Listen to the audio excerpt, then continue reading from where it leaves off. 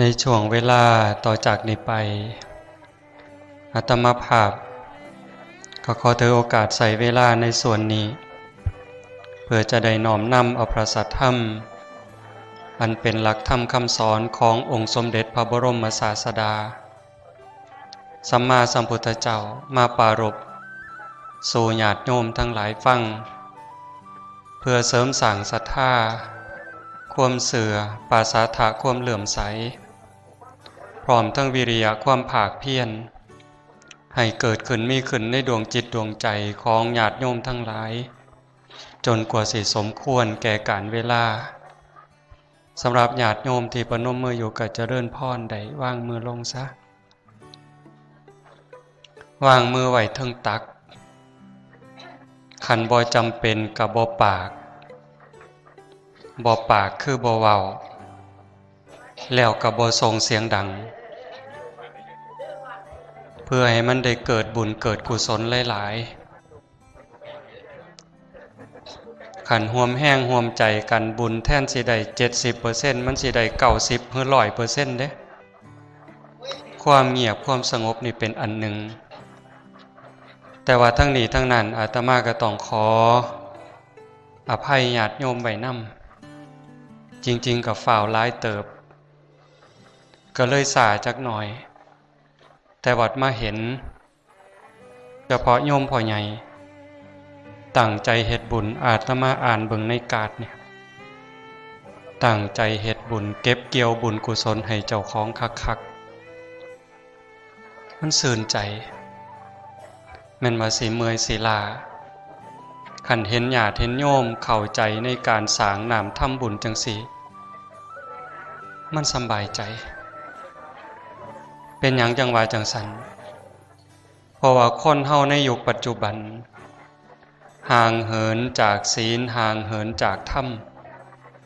บ่ใส่ใจปานใดกับเรื่องจังซี่บ่แน่ใจว่ามีผู้ฟังเล่าบ่ออกมีอยู่บ่อยู่นี่โยมคนฟังภาษาอีสานบ่เข้าใจมีบ่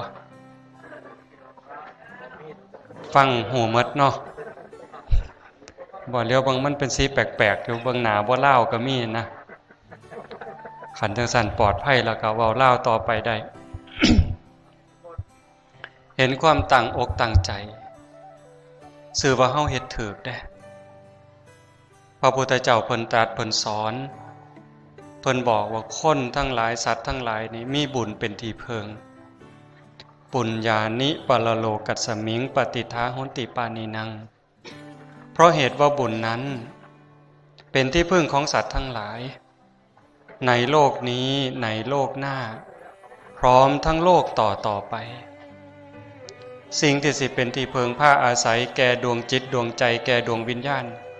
บ่มีอีหยังสิเกินบุญมื้อนั้นอาตมาได้เว้าสู่ฟังแล้วว่าเฮาคิดสิเพิงลูกเพิงผัวเพิงเมียเพิงพี่เพิงน้องเพิงพ่อเพิงแม่มันบ่แน่นอนถ้าเกิดว่าบุคคลเหล่านั้น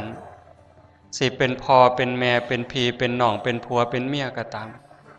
แม่แต่ลูกเต่าเหล่าหลานขันในดวงจิตดวงใจเขาบ่มีศีลบ่มีธรรมเขาก็เป็นที่เพิงบ่ได้คนที่เฮาหวังเพิงบางเครือบางครั้งกลับเป็นศัตรูผัวฆ่าเมียปีหนึ่งก็บ่น้อยเมียฆ่าผัวปีหนึ่งก็บ่น้อยลูกฆ่าพ่อฆ่าแม่ปีหนึ่งก็บ่น้อยพ่อแม่ฆ่าลูกปีหนึ่งก็แฮงแต่หลายหมู่เพื่อนที่ว่าฮักกันแพ่งกันฆ่ากันถิ่มปีหนึ่งก็บ่แม่นน้อยนั่นคือเพิงบ่ได้คันคือสิเพิงแก้วแหวนเงินทองคันบ่มีศีลบ่มีธรรมก็เอาเงินเอาทองนั้นไปสร้างทุกข์สร้างโทษให้เจ้าของก็ได้จังสั่นโตศีลโตธรรมเนี่ยมันจึงเป็นที่เพิงของคนเป็นที่เพิงของสัตว์อันแท้จริงโดยเฉพาะบุญบุญเป็นสื่อของความสุขบุญเป็นสื่อของความดีเป็นสื่อของความงามความสุขความเจริญที่เกิดขึ้นกับชีวิตมันก่อเนื่องมาจากบุญเบิ่งตั้งแต่ชีวิตเฮาที่นั่งอยู่นี้ ได้เกิดมาเป็นคนนะย้อนบุญเด้สัตว์สาว่าสิ่งนกหนูปูปีกแมลงต่างๆนับตั้งแต่สัตว์นรกบ้างเปรตบ้างอสุรกายบ้างสัตว์เดรัจฉานเหล่านั้นตั้งแต่ก่อนเขาก็เคยเป็นคนคือเฮาตั้งแต่สัตว์นรกจนฮอดเปรตอสุรกายสัตว์เดรัจฉานเหล่าเทพเทวดาปฏิเสธบ่ได้ว่าบ่มีผู้ใดบ่เคยเป็นพ่อเป็นแม่เป็นพี่เป็นน้องเป็นผัวเป็นเมียเป็นญาติร่วมสายโลหิตเฮามาแต่ว่าเขาเหล่านั้นผู้บุญน้อยบุญบ่หลายบุญบ่พอบ่ได้เป็นหยังผู้นั้นได้เป็นหยังผู้นี้บ่ได้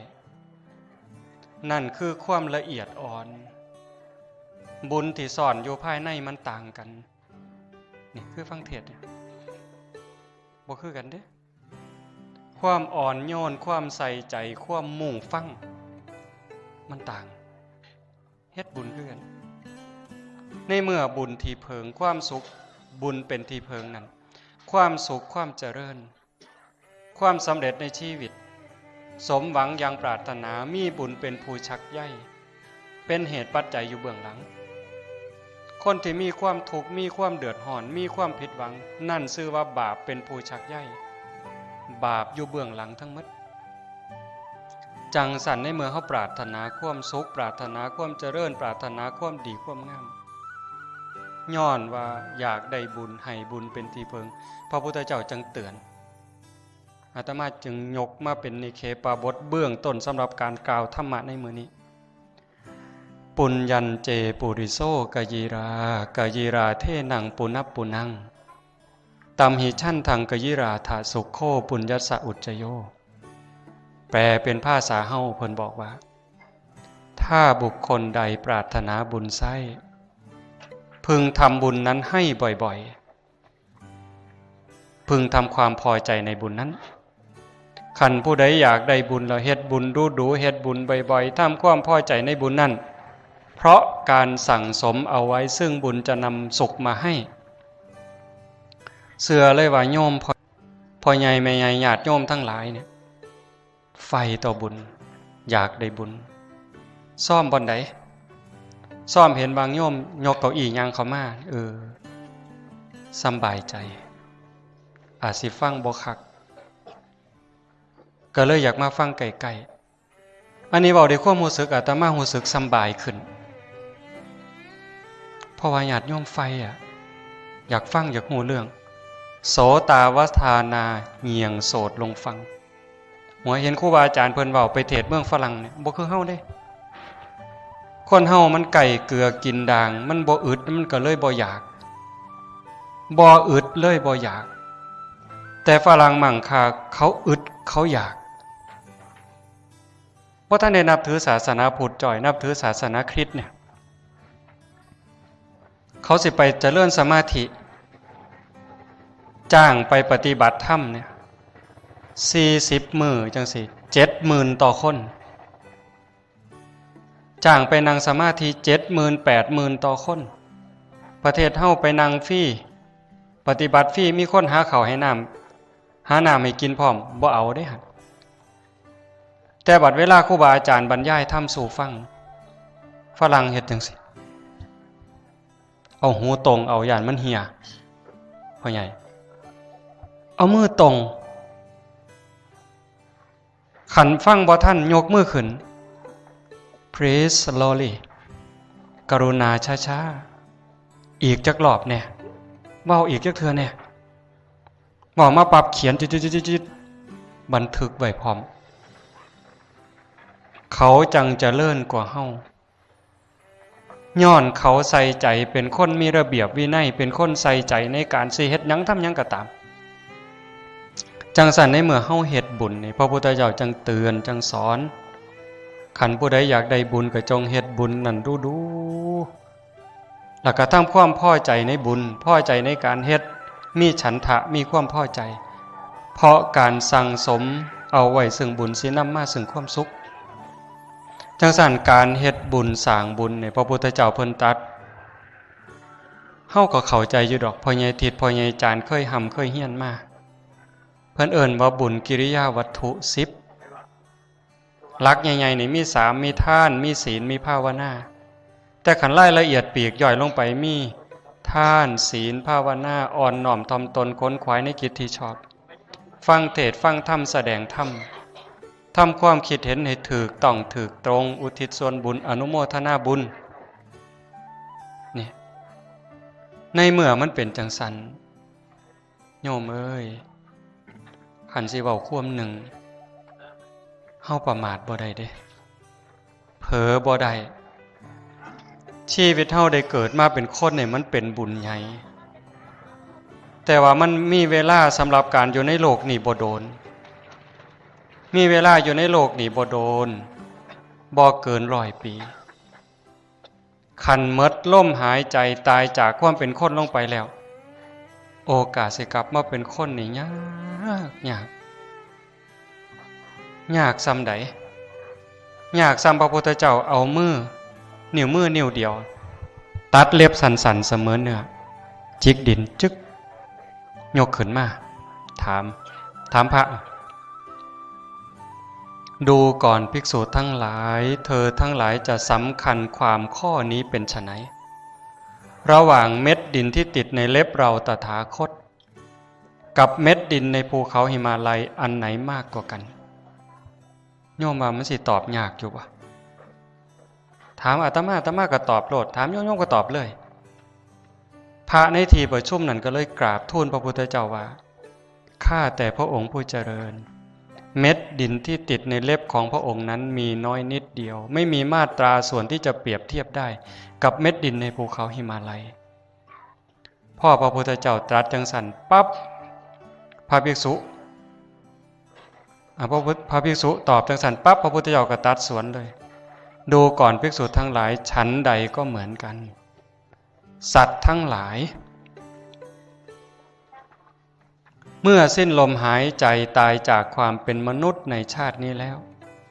โอกาสที่จะกลับมาเกิดเป็นมนุษย์อีกครั้งมีน้อยนิดเดียวเหมือนดินที่ติดในเล็บเราตถาคตแต่ส่วนใหญ่จะไปแออัดยัดเยียดกันอยู่ในนรกบ้างเปรตบ้างอสุรกายบ้าง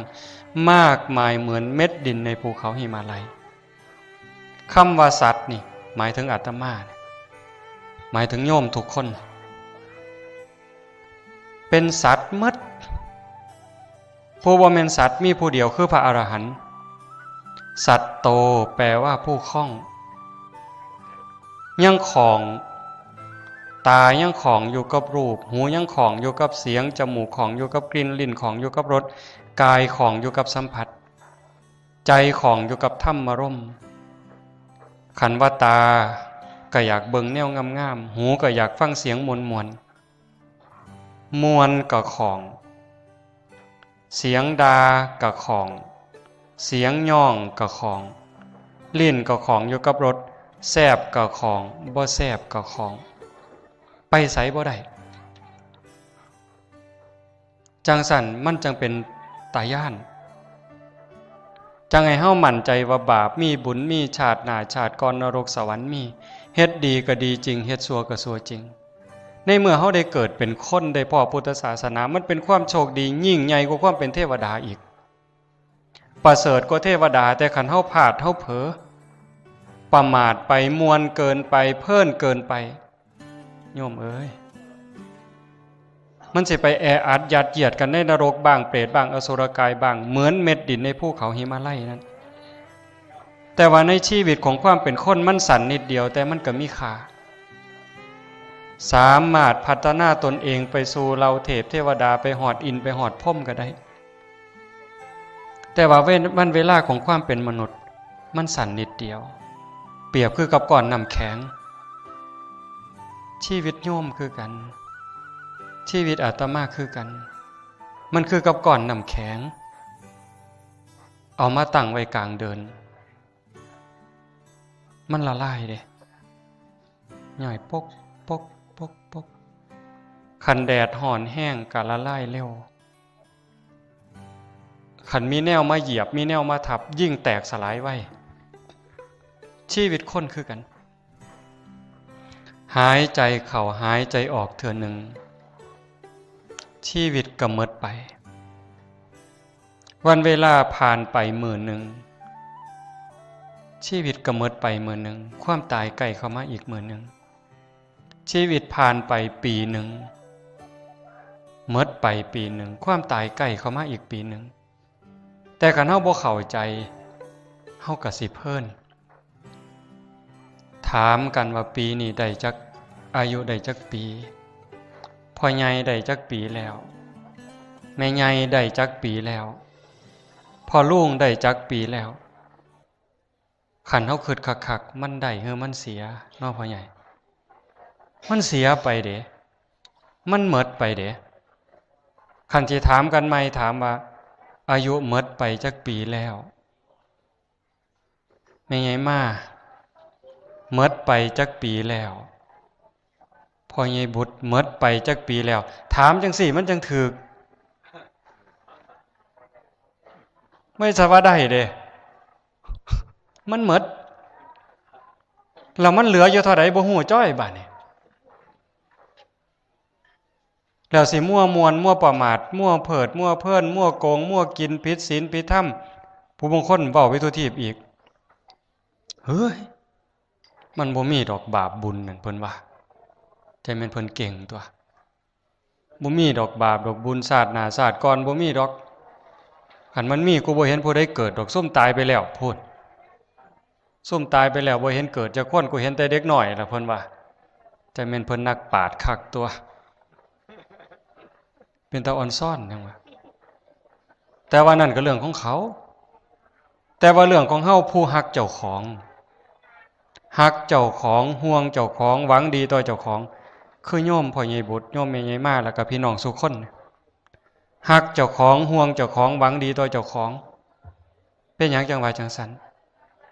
ขันมีคำถามขึ้นมาว่าโยมเอ้ยผู้ใดเป็นผู้ที่น่าห่วงที่สุดในโลก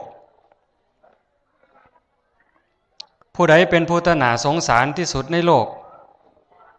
ขันถามอาตมาสิตอบแบบบ่ต้องคิดได้ว่าอาตมาเป็นคนที่น่าห่วงที่สุดบ่แม่นเห็นแก่ตัวเด้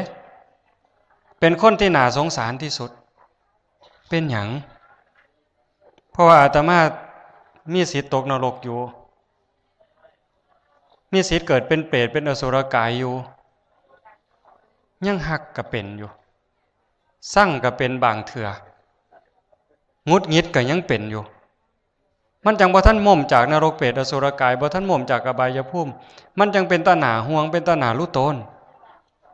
ขันโยมคิดว่าเจ้าของบ่ตกนรกอีกแล้วบ่เป็นเปรตเป็นอสุรกายสัตว์เดรัจฉานอีกแล้วโยมก็บ่ต้องห่วงเจ้าของแต่ขันโยมยังสร้างลูกสร้างหลานเป็นอยู่ยังหักลูกหักหลานเจ้าของเป็นอยู่ขันคนอื่นว่าลูกเจ้าของไปเกี่ยวกับยาบ้าลูกเจ้าของขี้ข้านขันโยมเครียดอยู่โยมบอกเจ้าของเลยว่าบ่ปลอดภัยขันมีคนเว้าผิดหูยังวื้อขึ้นอยู่นั่นบ่ปลอดภัยเป็นตารู้ตนเป็นตาหนาห่วงด้วยเหตุนี้การสร้างบุญจึงเป็นเรื่องจำเป็นเป็นเรื่องสำคัญเพราะว่าบุญเป็นที่เพิงผ้าอาศัยสีน้ำผ้าดวงจิตดวงใจดวงวิญญาณรอดพ้นจากกบายภูมิต้องอาศัยบุญเป็นพลังขับเคลื่อนในเมื่อมันเป็นจังซั่นจงเฮ็ดบุญดูๆเฮ็ดบุญบ่อยๆโยมได้ใส่บาตรหน้าบ้านหน้าเฮือนจังหันจังเพ่นซอยงานสังคมงานวัดงานโรงเรียนงานชุมชนอันไหนก็แล้วแต่คันเว้าง่ายๆการเฮ็ดบุญก็บ่ยากดอกคันเฮาเข้าใจบ่ยากจักเม็ดเฮ็ดบุญประเทศไทยตั้งแต่เก่าเขาเอิ้นสยามเมืองยิ้มบุญกับความสุขมันเป็นอันเดียวกันเป็นสื่อของความสุขเป็นสื่อของความดีเป็นสื่อของความงามคันซ้ำโยมสิเอาความสุขเอาความดีเนี่ยยิ้มให้กันมันยากอยู่บ่โยมตื่นขึ้นมาแล้วทักทายปราศัยสวัสดีครับสวัสดีค่ะเราก็ยิ้มให้กันนั่นมันม่วนโลดเด้สำบายใจโลดเด้แต่ว่าขันรอยยิ้มบ่เกิดหน้าบูดอยู่โอ้ยเฮ็ดบุญหลายปานใดก็บ่คักปานใดดอกพ่อใหญ่แต่ขันมีรอยยิ้มทักทายปราศัยให้ว่างใจไว้ใจกันได้ครอบครัวนั่นสังคมนั่นจะมีความสุข มีความเบาใจสบายใจก็คือมื้อนี้โยมพ่อใหญ่ตั้งใจเฮ็ดบุญกฐินกะหวังให้ลูกหลานบ้านใกล้บ้านไกลได้มามวลมาสื่นนำคำว่ามวลว่าสื่นนี่คือมวลในศีลมวลในธรรมมวลในคุณงามความดีดีใดบ่มีโทษดีนั่นชื่อว่าดีจริงบุญใดบ่มีบาปเข้ามาแกมนั่นว่าเป็นบุญจริงบุญอ่อยต่อยคำนี้เมืองบุรีรัมย์ใส่อยู่บ่บุญอ่อยต่อยคือบุญอย่างเดียวบ่มีแนวอื่นมาแกมเฮ็ดบุญกฐินมื้อนั้นอาตมาได้เล่าไปจักน้อยหนึ่งว่าการเฮ็ดบุญมันมีทานเฮ็ดจังได๋สิเกิดอานิสงส์หลายมื้อนี้อาจจะย้ำอีกจักนิดหนึ่งเร็วๆว่าซั่นเถาะของชิ้นเดียวอาจจะบ่มากค่าราคาดอกพระพุทธเจ้าเพิ่นบ่ได้ตรัสว่าทานหลายจังสิได้บุญหลายเด้เพิ่นเว้าที่ศรัทธานัตถิจิตตังปสันนัมหิอปการนามทักขินาเมื่อจิตเลื่อมใสแล้วบุญนั้นจะชื่อว่าน้อยนั้นไม่มีคันมีความศรัทธามีความเลื่อมใสบุญหักหลายโลดชาโนโสนีพราหมณ์เนี่ยเพิ่นเคยไปกราบทูลถามพระพุทธเจ้าถามว่าเฮ็ดบุญกับไผจังสิได้บุญหลายโยมจำไว้เด้เวลาของเฮาสั้นๆอายุก็น้อยๆนี่จักสิหมดมื้อใดเหลืออยู่จักมื้อเฮาก็บ่ฮู้หมดมื้อใดคืนใดบ่ฮู้จักจังซั่นในวันเวลาที่น้อยนิดนี่เฮาสิเฮ็ดบุญให้มันได้บุญหลายๆที่สุดคือลงทุนน้อยๆแล้วได้กำไรหลายๆเพิ่นถามพระพุทธเจ้าว่าทำบุญกับใครจะได้บุญมากพระพุทธเจ้าเพิ่นตรัสบอกว่าทำบุญกับผู้มีศีลเฮ็ดบุญกับผู้มีศีลเนี่ยได้บุญหลายแล้วเพิ่นก็สอนต่อไปว่าเฮ็ดบ่อนใดจังสิได้บุญหลายพระพุทธเจ้าว่าเฮ็ดหม่องเฮาศรัทธาโยมเบิ่งดีๆเด้เลือกสมมุติว่าสิให้คนกับเป็นคนดีมีศีลมีธรรมญาติโยมนำกันเนี่ยโยมให้แล้วโยมมีความสุขบ่เสียดายนั่นล่ะเกิดบุญละคันถวายพระผู้เพิ่นมีขอวัดปฏิบัติเฮาเชื่อว่าเพิ่นเป็นพระดีมีศีลมีธรรมโยมให้แล้วโยมบ่เสียดายนั่นล่ะเป็นบุญหลายมื้อนี้ให้บ่อนใดจังสิได้บุญหลายให้หม่องเฮาศรัทธาวัดใดเฮาศรัทธาบ่กินแหนงแข้งใจบ่ลังเลคือเฮาเชื่อเพิ่นเฮามั่นใจเพิ่นว่าเพิ่นดีเพิ่นงามวัดนี้มีขอวัดปฏิบัติดีนี่ยังเฮาสิไปถวายวัดป่าบูรพารามเฮาก็ศรัทธาวัดนี้ล่ะมั่นใจเพิ่นบ่กินแหนงแข้งใจบ่ลังเลบุญโยมก็หลายโลดแต่ขันเฮ็ดไปนำโอ้ยบ่เชื่อไปคักปานใดน้อแม่นปานใดน้อคันเฮามีความลังเลจังสิปรับบุญสิถูกบั่นทอนทันทีเลยเพราะว่าใจเฮาบ่เต็มจังซั่นจังว่าเฮาเฮ็ดเฮาทำนี่บ่ต้องไปเกียงว่าของสิมีราคาน้อยราคาหลายให้ศรัทธาให้ใจเฮาเต็มก็แล้วกันนัตถิจิตตังปสันนามิอปการนามทักขินาเมื่อจิตเลื่อมใสแล้วบุญนั้นจะชื่อว่าน้อยนั้นไม่มีพ่อใหญ่แม่ใหญ่ญาติโยมทั้งหลายมีความศรัทธาโยมพ่อใหญ่บุตรโยมแม่ใหญ่มาเนาะได้ตั้งอกตั้งใจเป็นแห้มเดือนแห้มปีบอกลูกบอกหลานอาตมาเชื่อจังสิว่าโยมพ่อใหญ่ต้องเตือนลูกเตือนหลานลูกเอ้ยปีหน้าพอสิเฮ็ดบุญกฐินเด้อไม่ไก่ฟังนางไก่หวยอายุก็หลายปีดีดักมาแล้วจักสิมีเวลาโดนปานใดพออยากเฮ็ดบุญพออยากทำบุญอยากได้บุญหลายอยากเฮ็ดกองกฐินลูกก็เป็นคนดีเด้คันว่าสั่นก็บ่เฮ็ดนำนิมิตตังสาธุรูปานังกตัญญูกตเวทิตาความกตัญญูกตเวทีเนี่ยเป็นเครื่องหมายบ่งบอกว่าเป็นคนดีลูกคนใดขันเชื่อถอยฟังคำพ่อแม่ความหวังความปรารถนาของพ่อแม่แล้วเฮ็ดนำทำตามลูกนั่นชื่อว่าเป็นคนดีแล้วก็สิมีความเจริญไปในมือข้างหน้าบุญคุณพ่อแม่นั้นนักเกิงธรณีผู้ใดย่อแง่งนบหากสีดีเมื่อหนาโบราณเพิ่นว่าผู้ใดว่าจ่าตานให้สองเขือนำตาลัง บาปทอฟ้าเวรกรรมทอแผ่นดินลูกเต่าเล่าหลานผู้ใดเคารพเสื่อถอยฟังคำพ่อแม่เฮ็ดนำทำตามพ่อแม่หวังหยังปรารถนาหยังขันบ่เหลือบาก่อแรงพ่อเฮ็ดใดทำใดเฮ็ดนำทำตามเพิ่นพ่อใหญ่ก็อยากมอบมรดกมอบทรัพย์ให้ลูกต่างเด้พาลูกพาหลานเฮ็ดบุญกฐินในครั้งนี้คือกำลังมอบทรัพย์มรดกอันล้ำค่าให้ลูกให้หลานต่างกันกับให้หน้าให้ดินให้ดอนให้เฮือนให้ซ่านเด้ให้หน้าดินดอนตอนหญ้าเฮือนซ่านบ้านซองทรัพย์สินเงินทองเป็นของบ่ยั่งยืนแล้วก็มีประโยชน์แค่อยู่ในโลกนี้บางเทื่อบ่ทันตายทรัพย์สินสมบัติอาจจะเปลี่ยนมือเฮาไปเป็นของคนอื่นได้แต่ว่ามอบบุญมอบกุศลมอบคุณงามความดีมอบความศรัทธาในศาสนาให้ลูกให้หลานมอบความเป็นคนดีให้เขามอบศีลมอบธรรมให้ลูกมอบศรัทธาให้ลูกนี่คือพ่อแม่ที่คิดการไกลคันสิซ้ำมอบให้มอบหน้าพระพุทธเจ้าหลังจากเพิ่นตรัสรู้เป็นพระสัมมาสัมพุทธเจ้าแล้วกลับกรุงกบิลพัสนางพิมพาก็ดีบอกล่าหุนให้ไป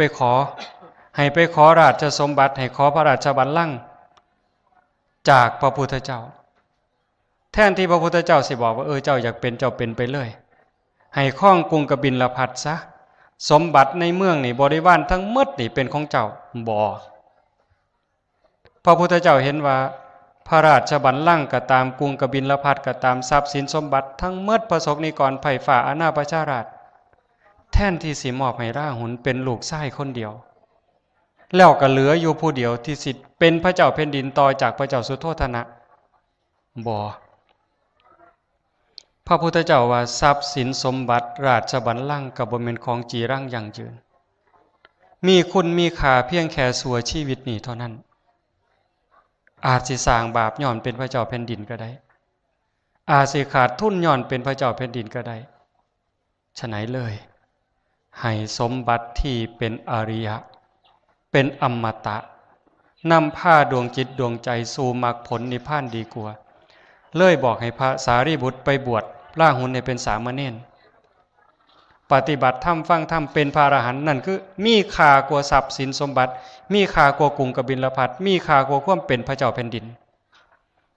เฮ็ดกองกฐินบอกลูกบอกหลานลูกเอ้ยพ่อสิเฮ็ดบุญแม่สิเฮ็ดบุญใหญ่สิเฮ็ดกองกฐินเจ้ามีกำลังส่ำใดก็มาเฮ็ดน้ำพ่อเด้อมาเฮ็ดน้ำแม่เด้อลูกเต้าอยากให้พ่อมีกำลังใจตอบบุญแทนคุณก็ออกมาผู้ละเล็กผู้ละน้อยผู้ละหน่อยผู้ละหลายตามกำลังที่เฮ็ดได้ก็จังเป็นกองบุญขึ้นมาเนี่ยบ้านไก่เฮือนเคียงก็มาเป็นบริวารทายกเหล่าใดเป็นผู้มีปัญญารู้จักถ้อยคำพูดจาปราศจากความตนีนี่วันนี้พี่น้องมาซอยขนขวายมาซอยจ่าซอยแจงบุญของเจ้าภาพก็บ่ได้ลดพี่น้องก็ได้เจ้าภาพก็ได้นักปราชญ์บัณฑิตเพิ่นสรรเสริญในเมื่อพ่อใหญ่เฮ็ดจังซี่ปั๊บทุกคนมาร่วมได้บุญทอกันเป็นบุญนำกันร่วมอนุโมทนาสาธุนำกันบุญก็เกิดไปพร้อมๆกันไปคือกันผู้เป็นหลักกับเป็นประธานเป็นหัวหน้าตลอดไปผู้มาร่วมเสริมทัพกับเป็นลูกเป็นหลานเป็นบริวารมันละเอียดอีหลีโยมคันจะบอกจังสิเป็นเรื่องละเอียดพระพุทธเจ้าเพิ่นสอนขันผู้ใดเฮ็ดบุญแต่เจ้าของบ่เอิ้นหมู่บ่เอิ้นพวกอยากเฮ็ดก็เฮ็ดเลยเฮ็ดผู้เดียวบ่ปากรวยเพราะว่าการให้ทานเนี่ยมันเสียให้รวยอานิสงส์มันนั่นไปเกิดเป็นเทวดาแล้วเมิดบุญจากสวรรค์มาเกิดเป็นคนรวยจนกระทั่งเป็นพระเจ้าแผ่นดินพุ่นเด้สูงสุดเป็นพระเจ้าแผ่นดินแต่ว่าขันบ่ส่วนหมู่รวยแต่บ่มีลูกบ่มีหลานบ่มีบริวารขันผู้บางคนส่วนแต่หมู่เฮ็ดแต่ว่าเจ้าของบ่เฮ็ดหลายทั้งเถื่อส่วนหมู่เฮ็ดเจ้าของบ่เฮ็ดเป็นหัวหน้าซื่อเวลาบุญมันให้ผลมีบริวารเต็มบ้านเต็มเมืองแต่ว่าทุกข์ พี่น้องบ่อึดบ่อยากมีแต่คนจงรักภักดีมีแต่คนหักคนแพงแต่ว่าเงินเจ้าของบ่หลายขันผู้บางคนส่วนหมู่พร้อมท่านหลายกว่าหมู่พร้อมรวยพร้อมมีบริวารพร้อมกันสิเปรียบเทียบคนในประเทศไทยให้โยมเห็นภาพบ่เกี่ยวการเมืองเด้แต่ให้โยมเห็นย้อนถึงไปอดีตชาติอาตมาบ่เห็นดอกแต่ว่าเบิ่งภาพเข้ากับธรรมะตรงนี้ผู้มีบริวารแต่บ่รวยคือพ่อใหญ่ส่วนมีคนหักคนแพงอยู่ได้เว้าถึงซุมื้อก็เว้าถึงเด้มีคนนับหน้าถือตาบริวารก็หลายแต่บ่รวยส่ำพ่อใหญ่ส่วนนั่นล่ะแต่พ่อใหญ่ทักษิณบัดท่านก็ท่านหลายส่วนหมู่ก็ส่วนหลายคนหักหมดบ้านหมดเมืองรวยเป็นแสนล้านต่างกันจังซี่เฮ็ดบุญมื้อนี้บอกลูกบอกหลานบอกพี่บอกน้องเจ้าของก็เฮ็ดเจ้าของก็ทำเอาไปเอามาเป็นร่วมขบวนกันไปรวยพร้อมมีลูกมีหลานมีบริวารพร้อมผู้มาซอยมาร่วมอนุโมทนาด้วยความเต็มใจมีความอิ่มใจภูมิใจในการเฮ็ดก็สิรวยไปคือกันเป็นจังซี่เด้พอพระพุทธเจ้าเพิ่นว่าทุกอย่างมันเกิดจากเหตุทำดีก็ย่อมได้ดีทำชั่วก็ย่อมได้ชั่วทำเหตุอย่างไรก็ได้ผลอย่างนั้นจังซั่นการที่เฮาเฮ็ดบุญกฐินในมื้อนี้เฮาจังให้มันได้ครบองค์ประกอบครบวงจรเริ่มต้นด้วยการให้ทานตั้งแต่มื้อวานมื้อก่อนโยมพ่อใหญ่เลี้ยงพี่เลี้ยงน้องเลี้ยงลูกเลี้ยงหลานกอตองบ่ทั้งเนี่ยกอตองห่อข้าวต้มเนาะตั้งแต่มื้อกอตองห่อข้าวต้มกลางเต็นท์เฮ็ดบ่อยู่บ่พักพี่น้องมาซอยเฮ็ดซอยจัดซอยแจงกันเลี้ยงข้าวเลี้ยงน้ำตั้งแต่มื้อนั้นบ่คิดเสียดายบ่คิดแพงจนฮอดมื้อนี้ถวายเพลแก่ครูบาอาจารย์เลี้ยงพี่เลี้ยงน้องเลี้ยงญาติเลี้ยงโยมจนมาฮอดป่านนี้บุญก็เกิดมาเรื่อยๆเรื่อยๆเรื่อยๆได้ไหว้พระได้รับศีลได้ฟังธรรมได้เจริญสมาธิผู้บางคนก็นั่งหลับตาเจริญสมาธิตั้งแต่ต้นบุญครบวงจรเด้ท่านศีลภาวนาอ่อนน้อมถ่อมตนขนขวายในกิจที่ชอบฟังธรรมแสดงธรรมเฮ็ดแบบอย่างที่ดีให้ลูกหลานเขาเบิ่งอุทิศส่วนบุญอนุโมทนาบุญทำความเห็นให้ถูกต้องถูกตรงเชื่อว่าบาปมีบุญมีชาติหน้าชาติก่อนมีนรกสวรรค์มีเฮ็ดดีก็ย่อมดีเฮ็ดชั่วก็ย่อมชั่วนี่คือเขากำลังสร้างเหตุสร้างปัจจัยเพื่อจะเลิศเพื่อสิประเสริฐเพื่อสิงดสิงามในชาตินี้ในชาติหน้าและก็ชาติต่อๆไปคนมีปัญญาเขาจังจะเฮ็ดเฮาเพียงยังต้องเฮ็ดต้องทำเพราะว่าชีวิตเฮานี่จิตวิญญาณเฮายังต้องเดินทางต่อไปบ่ง่ายเด้โยมบ่จบง่ายเด้การเวียนเกิดเวียนตายบ่จบง่ายตายแล้วต้องเกิดอีกอาตมายืนยันอาตมาก็ต้องเกิดโยมก็ต้องเกิดแต่ว่ามันสิเกิดเป็นหยังเฮาบ่มั่นใจบ่เชื่อใจในเมื่อบ่เชื่อใจจังต้องเฮ็ดบุญเอาไว้หลายๆก่อนคำโบราณเพิ่นเว้าคำหนึ่งบ่แน่ใจว่าทางบ้านเฮานี่สิเว้ากันบ่คำจังซี่พ่อใหญ่แม่ใหญ่คันสิเที่ยวทางเวิงให้หาห่มบังหัวคันสิเที่ยวทางไกลไทยถงให้มีพร้อมคันสิไปทางหน้าให้หาทิ้งบังใหญ่ตักน้ำไว้เต็มบังจังค่อยไปทิ้งว่าไว้บังใหญ่คือโตเฮาวัฏฏะสงสารนั่นใหญ่ยาวข้าวเยินกองบุญสร้างกุศลแห่คิดหำทางหน้าพุ่นผัดยังกวงกว่าหลังศีลนั่นเป็นห่มกังคันยู่ใหญ่บังหัวท่านนั่นเป็นเสบียงใส่ถงให้มีพร้อมแม่นสิไก่ยาวเยินภาวนาตักน้ำใส่ไก่ปันไดกะบอยานทิ้งบังได้เติมเต็มแม่ใหญ่เอ้ยปู่ย่าตายายเพิ่นสอนจังซี่คันเฮายังตัดภพตัดชาติขนกิเลสออกจากใจบ่หมดบ่สามารถเป็นพระอรหันต์ได้ในชาตินี้หน้าที่ต้องเฮ็ดคือการสร้างบุญคันสิเที่ยวทางเวิงว่างทางกวงทางไกลคันสิเปรียบก็คือธงกุลาบุรีรัมย์ก็มีส่วนหนึ่งเป็นธงกุลาสุรินทร์ร้อยเอ็ดมหาสารคามธงกุลามันเวิงว่างตั้งแต่สมัยก่อนมันสิบ่มีต้นยูคาดอกสมัยซุมื้อมีต้นยูคามีโกใหม่มาปลูกเอาที่หลัง ขันสิเที่ยวทางเบิ่งว่างทางกวางทางไกลเห็นแต่ฝ่าจดดินนี่โยมเสียจังไดมันจำเป็นต้องไปฝากนั่นสิตื่นขึ้นแล้วยางโลดตายได้นั่นคนมีปัญญาเขาต้องหาหอเขาหาคันห่มหากระบังน้ำโบราณเพิ่นจังเตือนขั้นสิเที่ยวทางเบิ่งให้หาห่มบังหัวขั้นสิเที่ยวทางไกลไทยถงให้มีพร้อมขั้นสิไปทางหน้าให้หาทิ้งบังใหญ่ตักน้ำไว้เต็มบังจังค่อยไปทิ้งว่าไว้บังใหญ่คือโตเฮาวัฏสงสารนั่นใหญ่ยาวเข้าเยินกองบุญสร้างกุศลแห่คิดหำทางหน้าพุ่นผัดยังกวงกลัวหลังหมายความว่าวัฏสงสารยังอีกยาวไกลยังบ่คิดเห็นว่ามันสิจบได้มื้อใดศีลนั่นเป็นห่มกั่งคันยู่ใหญ่บังหัวศีลคือคันห่มคือคันยู่โยมเคยหูอยู่ดอกคันยู่คันห่มขันเฮายางผ่านเดินผ่านทะเลทรายผ่านทงกุล่าขันเฮามีคันห่มแดดออกเฮากั่งคันยู่ขึ้นถามว่าฮ้อนบ่ฮ้อนอยู่แต่บ่ฮ้อนแห้งเพราะเฮามีคันยู่มันกันแดดไว้ครึ่งนึงขันฝนตกเปียกบ่เปียกคือการกั่งคันยู่กับเปียกแต่มันบ่เปียกแห้งเพราะมันมีคันยู่กั้นคือกับเฮาเป็นคนมีศีลคือเฮาเป็นคนมีศีลศีลข้อหนึ่งเจตนาเป็นเครื่องงดเว้นจากการทำสัตว์ที่มีชีวิตให้ตกร่วงเฮาบ่แม่นว่าห้ามฆ่าสัตว์อย่างเดียวเด้ขันโยมไปเบียดเบียนเขาผู้ใดก็ฮักเจ้าของคือกันรักสุขเกลียดทุกข์เหมือนกันขันโยมฮักมักไปเบียดเบียนสัตว์ฮักปีกฮักขาโยมว่ามันสิเป็นจังไดตั้งแต่สมัยเป็นเด็กหน่อยผู้ใดเคยเฮ็ดแน่ผู้ชายขี้ดื้อไปจับเมี่ยงกระบี่จับปุ๊บดึงก้นออกเอาหญ้าเสียบปล่อยมันไปแล้วเพิ่นว่าเฮ็ดเฮลิคอปเตอร์พวกหมู่นี่สิเป็นโรคฤทธิ์ดวงทวารได้นี่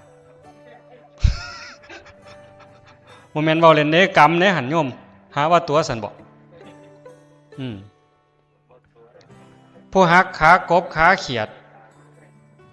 ปวดขาปวดแอวข้องกระป้อมได้แล้วก็หักขาหักแขนเขาพร้อมเด้จับกบได้ก็หักเด้เป็นตาย่านบ่พ่อใหญ่เว้าบ่นี่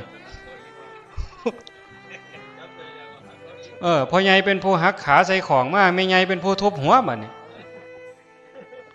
เอามาห้องเขียงเอาสันผ้าเคาะหัวปกกบมันห้องแอบมันหนบมือมันบอกพอแล้วค่อยเจ็บแม่ใหญ่ว่ามึงเอาอีกบอกปกแอบปกจนมันเงียบแล้วบ่พ่อปาดท้องพร้อมไปสอนหวกขี้โพบีบท้องมันแปะสอน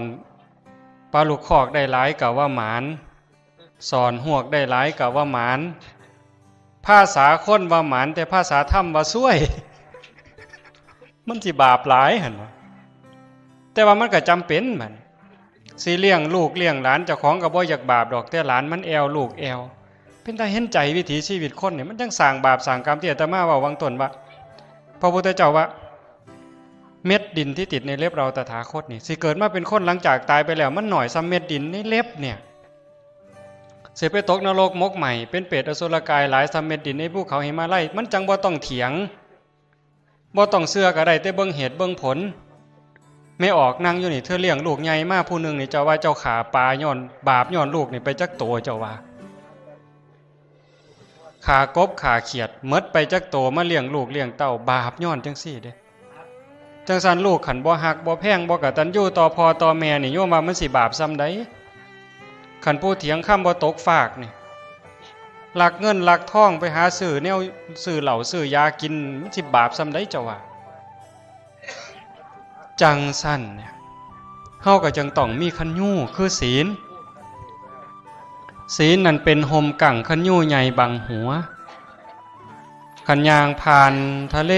ทรายผ่านทงกว้างฝนตกกับกั่งคันยู่แดดออกกับกั่งคันยู่ศีลข้อที่หนึ่งเจตนาเป็นเครื่องงดเว้นจากการทำสัตว์ที่มีชีวิตให้ตกล่วงขันเฮาชอบเบียดเบียนสัตว์ ไปตกนรกบกใหม่แล้วกลับมาเกิดเป็นคนอีกเถื่อมันสิป่วยดูป่วยกระซอกกระแส3 มื้อดี4 มื้อไข้เข้าโรงพยาบาลเข้าแล้วเข้าอีกแต่บ่ยอมตายดอกผู้บางคนเข้าห้อง ICU สนเข้าจักสายหยังต่อหยังเทิงน้ำเกลือเทิงเลือดเทิงออกซิเจนแต่บ่ตายทรมานเล่นซื่อๆนั่นคือกบเขียดมันมาเอาอันน่ะซุ่มบางซุ่มกระแตมันมาเอาใส่เด้เจ้าเป็นหนี้เจ้าต้องใส่เด้เป็นหนี้สลึงนึงก็ต้องใส่ล้านนึงก็ต้องใส่บ่แม่นว่าโอ้ยเป็นหนี้สลึงนึงบ่เป็นหยังดอกแล้วกันไปดอกบ่แม่นเด้เจ้าหนี้บาปหนี้กรรมต้องใส่ทั้งหมดเขาเอาทุกเรื่องสัพพังนารานังสัพพลังสุจินนังนักกัมมุนากินจนะโมฆมัตถิขึ้นชื่อว่ากรรมแล้วจะมากก็ตามจะน้อยก็ตามจะไม่ให้ผลนั้นไม่มีไม่ไงเอ๋ยเจ้าไปเถียงยาเจ้าว่าเจ้าสิแล้วสันบ่ไปเถียงเราตายแล้วบ่เป็นหยังดอกเจ้าอย่าว่านะลูกไผ่เจ้ามันสิเถียงเจ้าอีก10 เทื่อพุ่นเด้จะเป็นแนวนั้นคันผู้ใดฆ่าสัตว์ชีวิตเป็นประจำเยี่ยงพวกเขียงหมูเขียงงัวนี่บ่โยมยังเถอะเบิ่งเด้ออย่าเชื่อแต่มาเด้อบ่ท่านตายดอกมันสิมีแนวเป็นบางเทื่อเนี่ยตายโหงเลยเด้เขาตามเอาเด้พวกมักตีไก่มีอยู่บ่แถวนี้ต้องขออภัยโอ้ยบ่เว้าดอกสิมีเรื่องผ่านขอนี้ผ่าน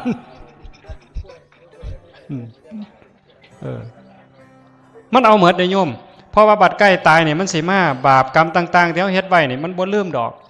คันเฮาได้นั่งสมาธิเฮ็ดจิตดีๆนี่สิจำได้ฮอดเจ้าของนอนในกระด้งพุ่นแม่ใหญ่ผู้ใดมาญาติกินข้าวหมกเจ้าจำได้หมดพุ่นเด้คันมันบ่มาฟ้องตอนนี้ฟ้องตอนใกล้ตายเฮ็ดหยังไว้มันจะมาหมดพวกตีไก่จังซี่บัดเวลาไก่ตายคันมันมาฟ้องเด้กรรมมันมาเนี่ยเฮาบ่ฮู้เด้มันเป็นเองนางยองย่อคือหลวงปู่คุ้นเนี่ยเอานิ้วมือนี่มาส้นกันปั๊บถาปีกขันพร้อมเด้เจ้าน้อยก็สวบหน้าสวบหลังคือไก่ตอดเหงื่อนี่นิ้วมือก็แตกนิ้วมือแตกเล็บหลุดลูกเมียเอาบ่อยู่เด้เอาไปเอามาเอาหัวไป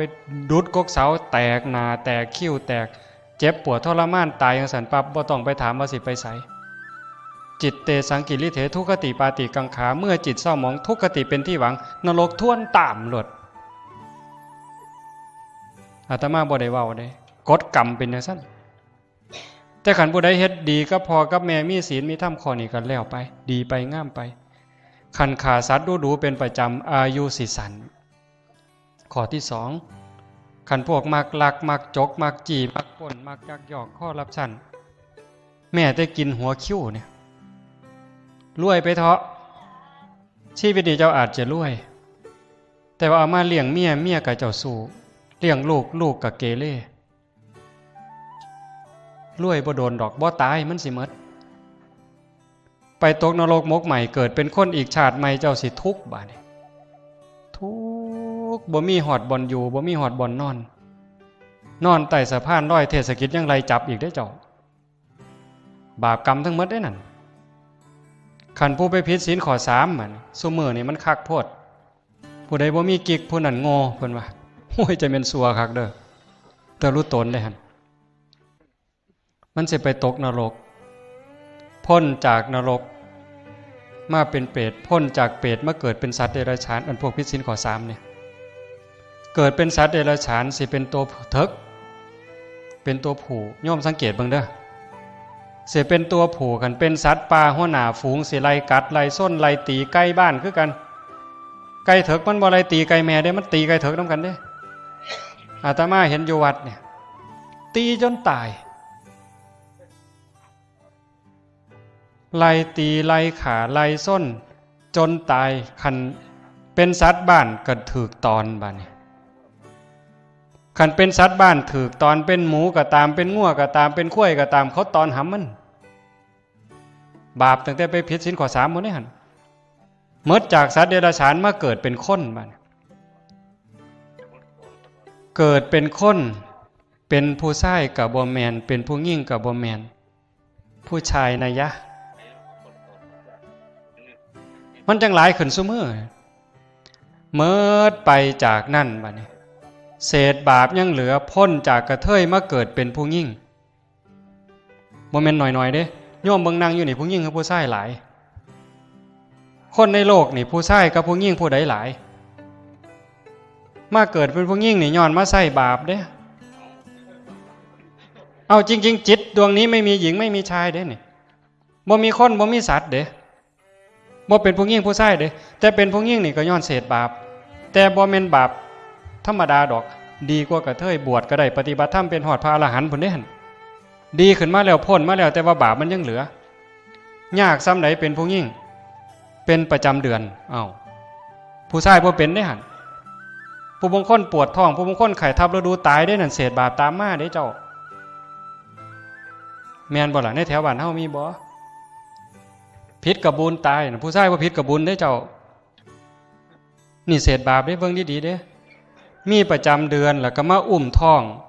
ผู้ชายก็มีท้องคือกันท้องใหญ่ปานใดก็บ่ยากคือผู้หญิงลุกก็ยากนั่งก็ยากนอนก็ยากกินก็ยาก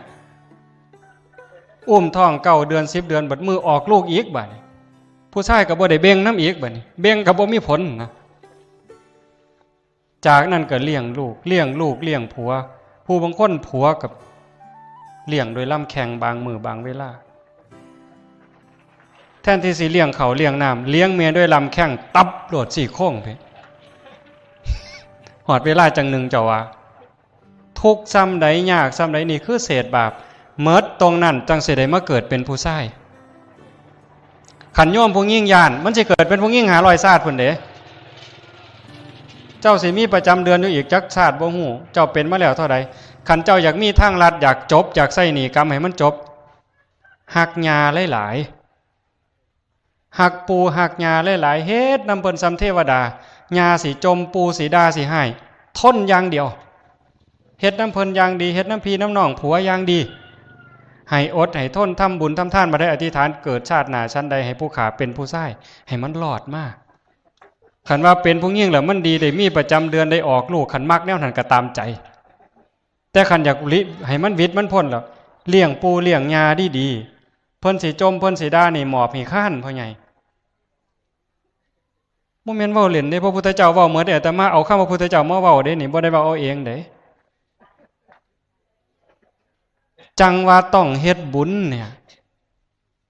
นอกจากนั้นศีลข้อที่4คันผู้ใดเว้าขี้ตัวมักเว้าตัวมักยุยง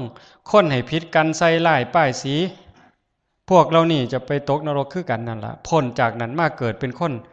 ปากเหม็นใส่ไปโหลดค้อนเกตใกล้ชิดกับซ้ำเก่าเว้าหยังบ่มีคนเชื่อถอยฟังคำแขวบ่สวยแขวบ่เรียบอันนี้มันเป็นเศษบาปมาแต่เก่าขันคอหาบัดนี้ไปดื่มไปเสพเครื่องดองของเมาหยุ่งเกี่ยวกับยาเสพติดพ้นจากนรกมาสิเป็นคนปัญญาอ่อนเป็นคนบ้าปั่มเป๋อบ่ฮู้เรื่องบ่ฮู้ราวอันนี้คือเศษมันเด้เศษบุญเศษบาปจังว่าขันเจ้าสิเที่ยวทางเวิงให้หาห่มบังหัวคือขันยู่เนี่ยขันมีศีลสมบูรณ์เกิดมาเป็นคนปั๊บนิ้วมือก็สมบูรณ์นิ้วมือบ่คือกันเด้โยมเบิ่งนิ้วมือที่ละบ่คือกันเด้ผู้บางคนนิ้วมือสวยปุดลุดนิ้วมืออ้วนๆผู้บางคนนิ้วมือเหี่ยวๆผู้บางคนนิ้วมือจอยๆนึงเด้บ่คือกันตาก็บ่คือกันหูก็บ่คือกันแต่คนเดียวนี่ค่ายแต่บ่คือแข้งขามือตีนบ่คือกันสติปัญญาบ่คือกันความละเอียดอ่อนบ่คือกันนั่นมันขึ้นอยู่กับบุญกับบาปของไผของมันจะหาว่าเว้าเล่นขันคนมีศีลสมบูรณ์ก็คือมีขันยู่ฝนตกมาเปียกอยู่บ่เปียกแห้งแดดออกมาร้อนอยู่บ่ร้อนแห้งขันเกิดมาเป็นคนก็บ่ทุกข์อยู่เจ็บท้องปวดหัวเป็นปกติธรรมดาหิวข้าวหิวน้ำคือกันธรรมดาแต่ว่าอวัยวะสมบูรณ์หูดีตาดีโรคภัยไข้เจ็บหน่อยอายุยืนนี่คือบรรเทาทุกข์ไปครึ่งนึงคือกับฝนตกบ่เปียกหลายร้อนบ่ร้อนหลายนี่ล่ะท่านเป็นเสบียงใส่ถุงให้มีพร้อมโยมพ่อใหญ่บุตรโยมแม่ใหญ่มาพาลูกพาหลานพาพี่พาน้องเฮ็ดท่านเฮ็ดกองกฐินในมื้อนี้คือกับหาหอเขายางผ่านธงผ่านกุล่าไปนี่มีขั้นโฮมแล้วก็ต้องมีหอเขาเด้ ยางเมื่อยยางล่าโยมสิไปจังใดบัดนี้มันหมดกำลังก็มีห่อข้าวไข่ห่อข้าวกินขันคนทำบุญให้ทานมันสิรวยไปขึ้นสวรรค์เมิดบุญจากสวรรค์เศษบุญยังตามมาก็สิเป็นคนห่างคนมีคนหล่ำคนรวยมีอยู่มีกินบ่ขาดบ่เขินอยากเฮ็ดหยังก็ได้เฮ็ดอยากได้หยังก็ได้ย้อนว่ามันมีบุญจากการให้ทานนั้นเฮ็ดให้รวยอันต่อมาภาวนาเฮ็ดให้ฉลาดคันเฮาเฮ็ดหมดทั้งทานทั้งศีลทั้งภาวนามันก็ทั้งรวยพร้อมงามพร้อมโรคภัยไข้เจ็บหน่อยอายุยืนพร้อมฉลาดพร้อมมันบ่ประเสริฐบ่เนาะพ่อใหญ่มันสุดยอดแต่ว่าการเฮ็ดทานเนี่ยให้เฮ็ดด้วยศรัทธาศรัทธาแปลว่าเชื่ออย่างมั่นใจบ่แม่นเชื่อล้มๆแรงๆเชื่อมั่นใจว่าพระพุทธเจ้ามีจริงพระธรรมมีจริงบาปบุญมีชาติหน้าชาติก่อนนรกสวรรค์มีจริงๆเฮ็ดดีก็ดีจริงเฮ็ดชั่วก็ชั่วจริงเฮ็ดลงไปจังซั่นปั๊บผลบุญเกิดรวยพร้อมงามพร้อมคันให้ทานด้วยความเคารพในผู้รับทานเคารพในวัตถุทานของที่มาทำบุญเป็นของที่ได้โดยหยาดเหงื่อแรงงานทั้งหมดขันบ่เป็นของจากหัวจากสวนก็เอาเงินซื้อกับเงินนั่นเป็นเงินจากความยุติธรรมบ่ได้ลักบ่ได้โกงผู้ใดมาบ่เอาเงินการพนันเงินเหล็กเงินหวยบ่เกี่ยวกันบ่เอามาเล่นบ่เอามาทำบุญตรงนี้นั่นคือความเคารพในวัตถุทานเคารพในผู้รับทานญาติโยมลูกเต่าเราหลานมาร่วมบุญร่วมงานพ่อใหญ่ต้อนรับอย่างดีให้ข้าวให้น้ำกินถวายทานครูบาอาจารย์เป็นบุญบักอย่างดีการให้ทานละเอียดโยมเอ้ยคันจะเว้าหลายนั่นอาตมาก็เจ็บคอแล้วซ้ำโยมสิทำบุญเนี่ยโยมอธิบายนิดหนึ่งซ้ำโยมล้างจานแม่ครัวเนี่ยแม่ครัวล้างจานเนี่ยเศษอาหารก็บ่เหลือหลายดอกเสือซ้ำข้าวซ้ำหยังมันติดอยู่ในจานน้ำแรกที่เทใส่ถ้วยใส่จานก่อนสิเทลงดินขันแม่ครัวคิดว่าโอ้ยสิเทลงไปนี่ให้ขี้ไก่เดือนมันได้กินให้เชื้อโรคในดินมันได้กินแล้วให้มันอยู่ดีมีแห้ง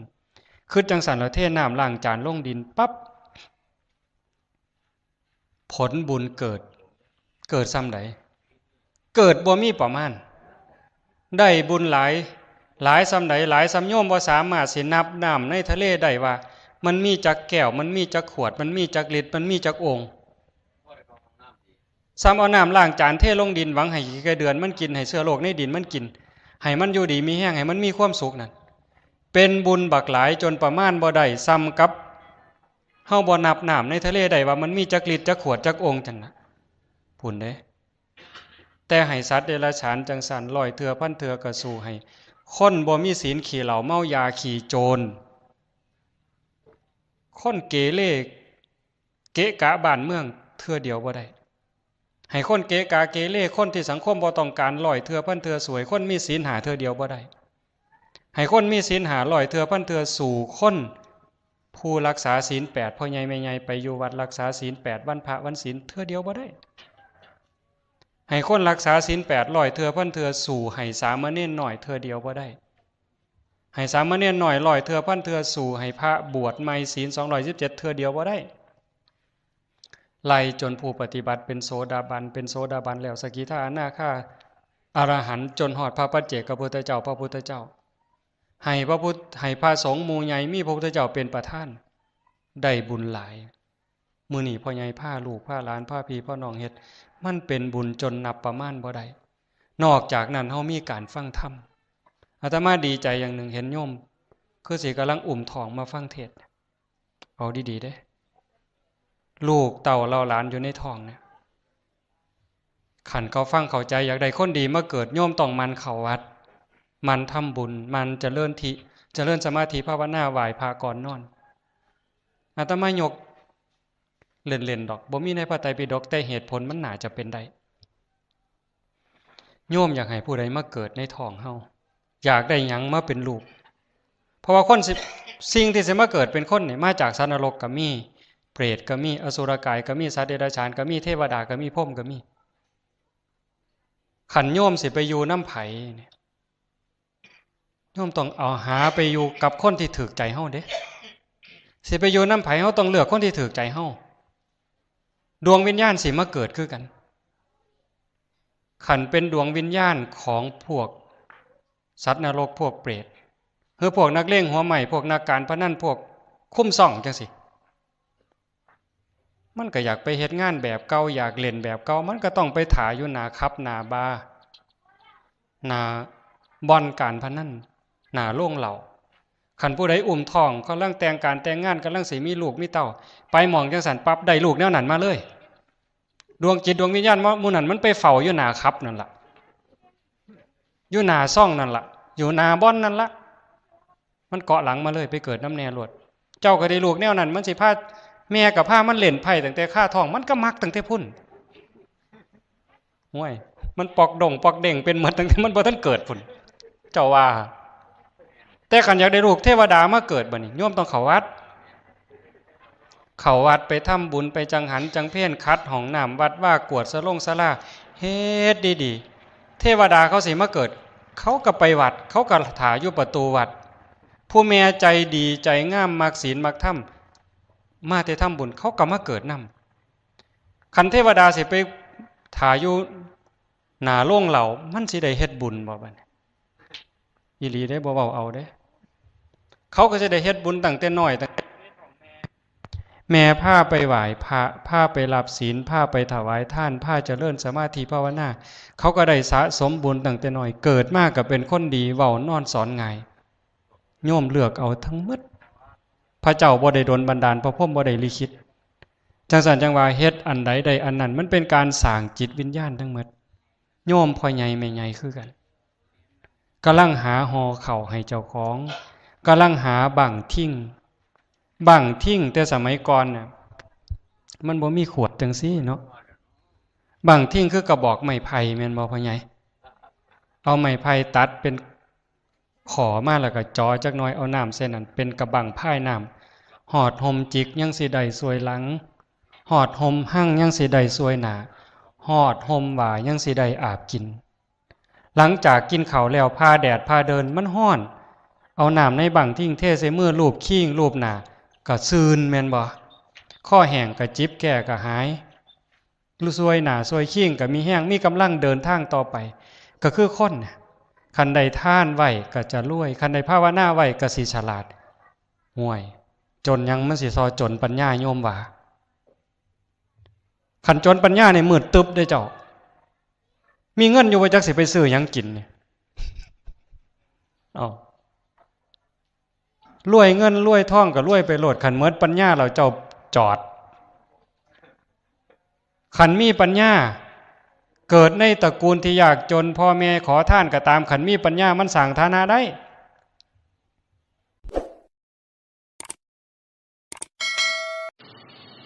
เพราะสิ่งที่ชีวิตต้องการปรารถนาคือความสุขความสงบร่มเย็นแต่ถ้าเราหวังแค่เงินแค่ทองยศถาบรรดาศักดิ์อำนาจ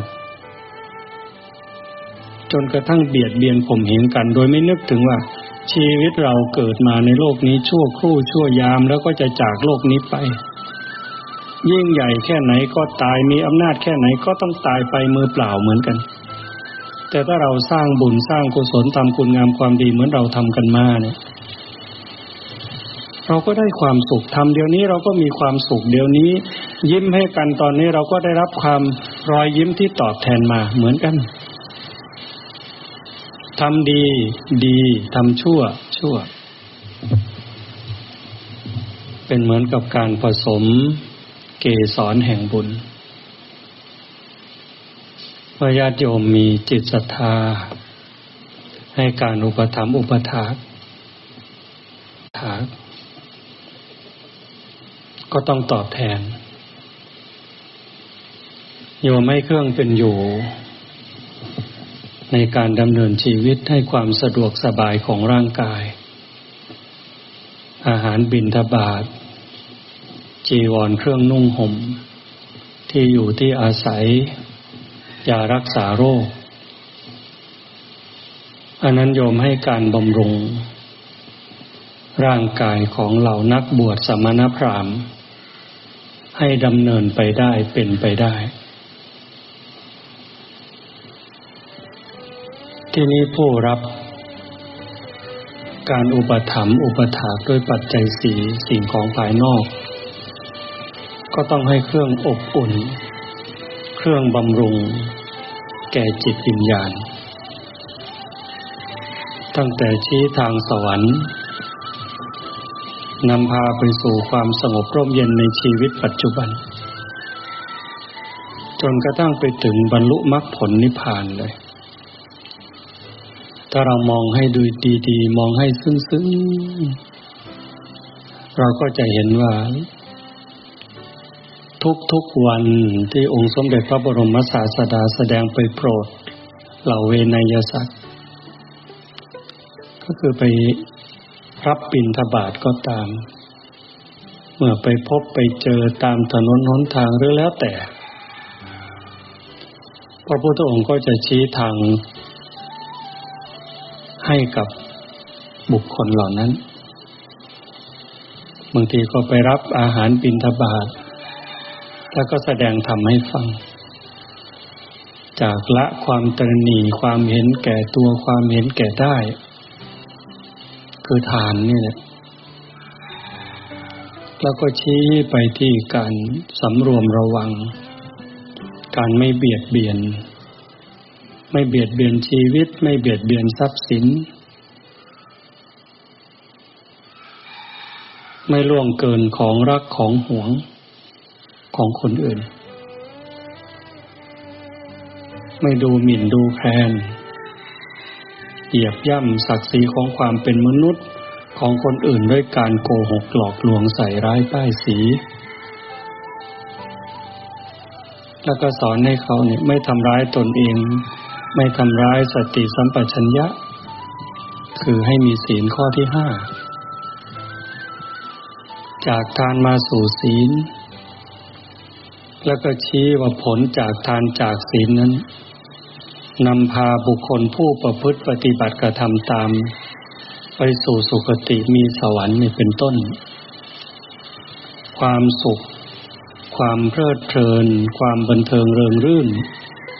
ในสวรรค์ตั้งแต่จาตุมหาราชิกาตาวติงสายามาดุสิตนิมมานรติปรนิมิตตสวัสสติสวรรค์ทั้ง6ชั้นความสุขความเพลิดเพลินก็จะปราณีตต่างกันขึ้นไปอีกความสุขมากกว่ากันวันเวลาที่อยู่บนสวรรค์ก็มากกว่ากันนานกว่ากันสุดท้ายพระองค์ก็ชี้โทษของกามความเพลิดเพลินหลงไหลในกามคุณก็จะทำให้สัตว์เนิ่นช้าปักจมอยู่ในวัฏฏะนี้เกิดทุกทีเป็นทุกทีเกิดทุกคราวก็เป็นทุกคราวก็เลยชี้ไปที่โทษของกามสุดท้ายจริงๆก็มาชี้ทางออกเนกขัมมะเนี่ยคือการข่มจิตสำรวมใจขัดเกลาจิตวิญญาณเหมือนกับผู้ออกบวชบำเพ็ญละวางสิ่งที่ยึดที่เหนี่ยวที่เป็นเครื่องขังเหล่าสัตว์ทลายลงทลายกำแพงที่กักขังสัตว์ไว้ในวัฏฏะ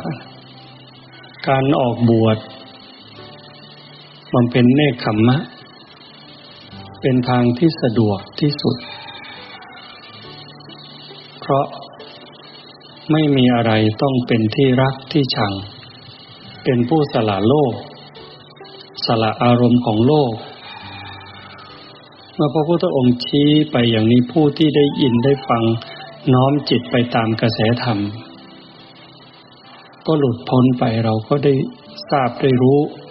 ตามบุญญาบารมีของแต่ละคนของจิตแต่ละดวงที่ฝึกฝนอบรมไว้ดีเมื่อเหตุปัจจัยมันถึงพร้อมก็หลุดพ้นไปได้ฉะนั้นวันเวลาเช่นนี้พวกเราชาวภาคอีสานเนี่ยถือว่าเป็นโอกาสหนึ่งประเทศไทยภาคตะวันออกเฉียงเหนือพี่น้องทางสปป.ลาวพี่น้องทางกัมพูชา จะได้มีโอกาสได้กราบพระบรมสารีริกธาตุข ขององค์สมเด็จพระบรมศาสดาสัมมาสัมพุทธเจ้าพระสารีริกธาตุหรือพระอรหันตธาตุของพระโมคคัลลานะพระสารีบุตรซึ่งรัฐบาลอินเดียได้ร่วมเฉลิมฉลองในวาระที่ในหลวงรัชกาลที่10ของเราเจริญพระชนมายุ6 รอบ72 ปีถือว่าเป็นเรื่องที่น่ายินดีและเป็นสิริมงคลเป็นอย่างยิ่งครั้งนี้เป็นครั้งแรกของโลกเลยที่รัฐบาลอินเดียอนุญาตให้พระบรมสารีริกธาตุของพระพุทธเจ้ากับอรหันตสาวกซ้ายขวานี่ออกนอกแผ่นดินอินเดียมาพร้อมกันคงจะเป็นครั้งเดียวด้วยซ้ำในประวัติศาสตร์ในครั้งเดียวอยู่แล้วครั้งแรกงั้นวันนี้ก็จะพาพวกเราไปกราบมันจะเหน็ดจะเหนื่อยแค่ไหนจะลำบากเพียงใดแม้ได้เห็นเพียงแค่เสี้ยวแวบๆก็ถือว่าเป็นเรื่องที่ยิ่งใหญ่ทัศนานุตตริยะได้เห็นสิ่งที่ประเสริฐได้เห็นบรรยากาศที่ประเสริฐถ้าเราประทับภาพเหล่านี้ไว้ในดวงจิตดวงใจไว้ในความรู้สึกจิตเราก็จะอิ่มเอิบด้วยบุญด้วยกุศลอันนี้ถ้าหากว่าเวลาสุดท้ายกายเราจะแตกจิตจะดับจะตายไปถ้าภาพเหล่านี้ปรากฏจิตดวงนั้นก็ไม่ตกต่ำมีสุคติเป็นที่ไปมีสุคติเป็นที่หวังดังนั้นเราร่วมเดินทางกันมาเราก็ไม่ได้ตั้งอกตั้งใจอะไรได้ทราบข่าวปลายงานปริวาสว่าจะมีเรื่องราวแบบนี้ในขณะที่เราเดินจาริกปฏิบัติธรรมในโครงการวัดเคลื่อนที่ธรรมสัญจรย้อนตามรอยบาทพระศาสดาตั้งแต่สวนธรรมบัวงามเกตสิรินธรอำเภอสิรินธรจังหวัดอุบลราชธานีมาจนถึงวัดเรา13 วันเต็มๆที่เราเดินตากแดด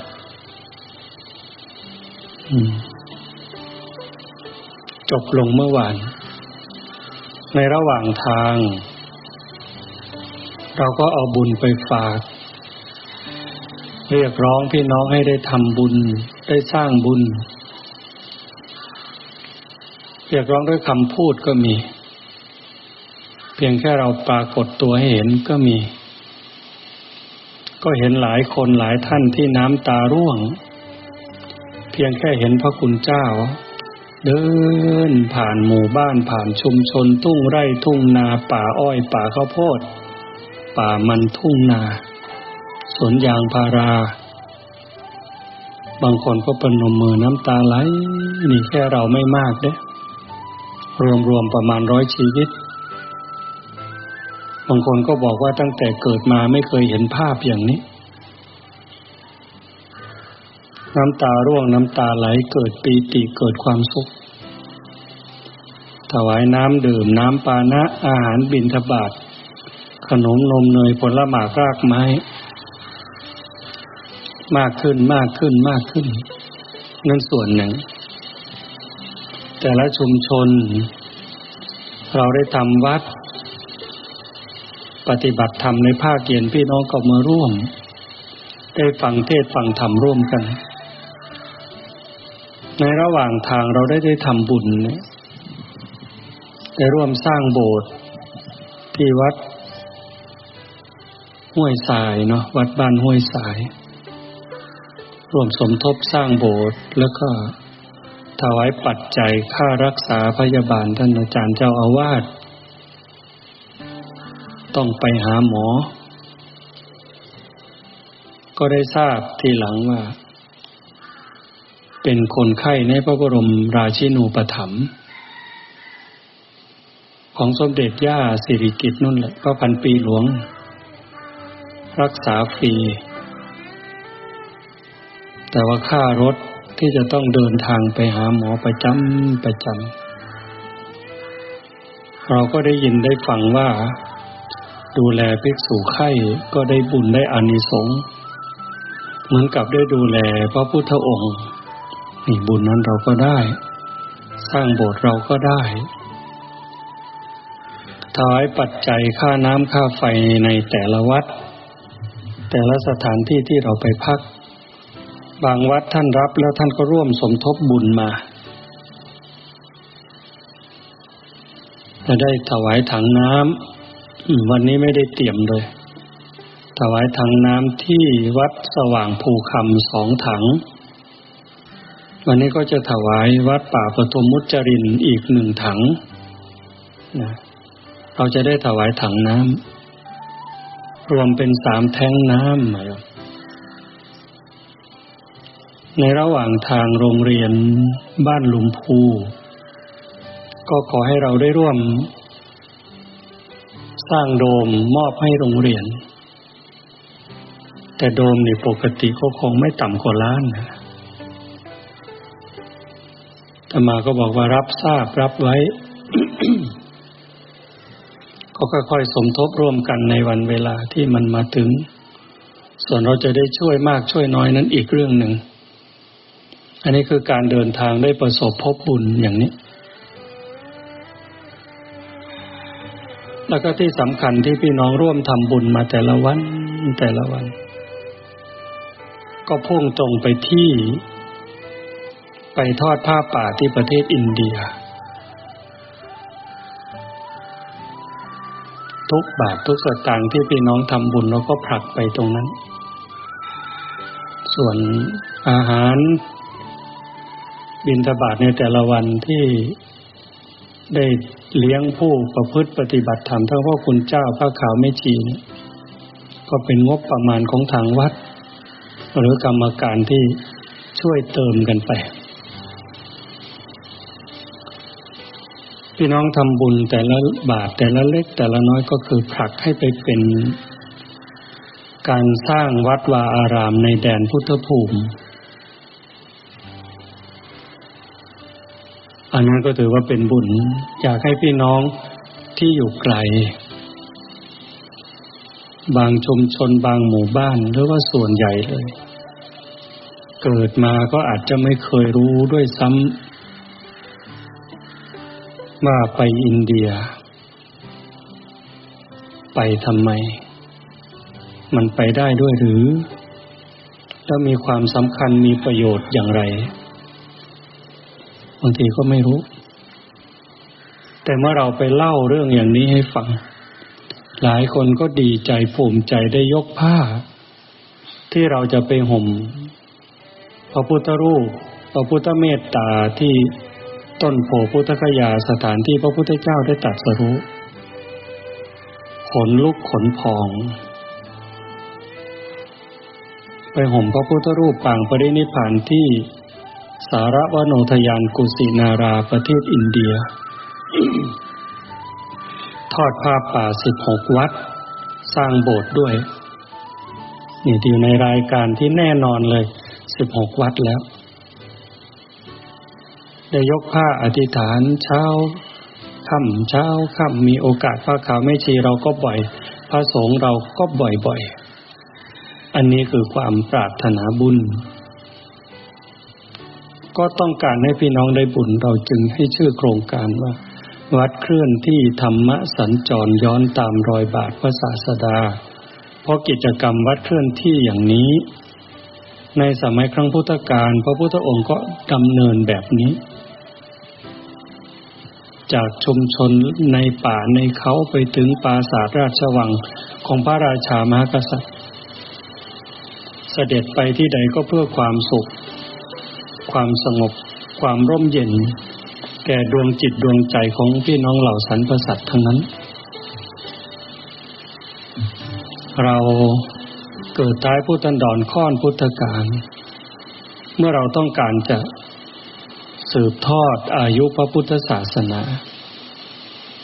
ให้จีรังยั่งยืนมั่นคงไปถึงรุ่นลูกรุ่นหลาน ฟังดีๆแล้วก็พิจารณาตามเราไม่ได้อะไรนะนอกจากความรู้สึกอิ่มใจความรู้สึกเป็นบุญเป็นกุศลติดกระแสจิตวิญญาณเราในการเดินทางในวัฏฏะนี้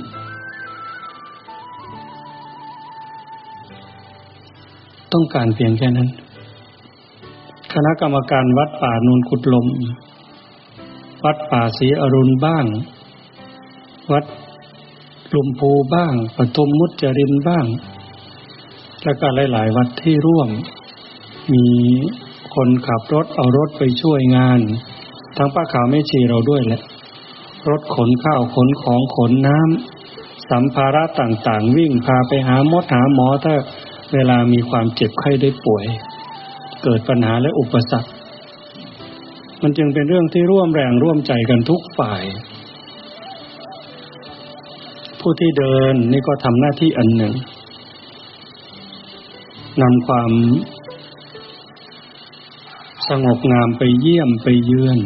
นำความร่มเย็นในจิตในใจไปเยี่ยมไปเยือนจนพี่น้องผู้พบเห็นได้เกิดศรัทธาผู้ยังไม่เกิดความศรัทธาเลื่อมใสก็จะได้เกิดความศรัทธาเลื่อมใส